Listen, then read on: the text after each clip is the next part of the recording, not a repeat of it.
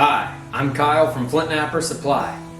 If you're wanting to get started with flint knapping, or just looking to take your knapping to the next level without breaking the bank, I've created a kit with you in mind.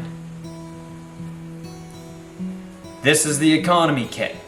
We've boiled flint knapping down to the few absolutely necessary tools for knapping arrowheads. Our goal is to give you the most bang for your buck with this kit. In this kit, you'll find a mid-sized lead-filled bopper for percussion flaking.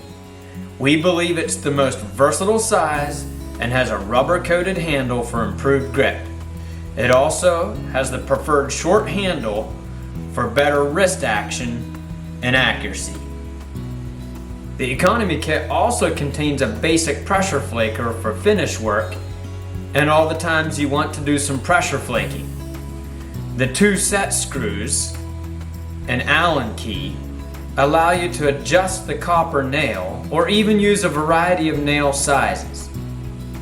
The Allen key is included in the kit, but always remember not to go gangbusters on those set screws.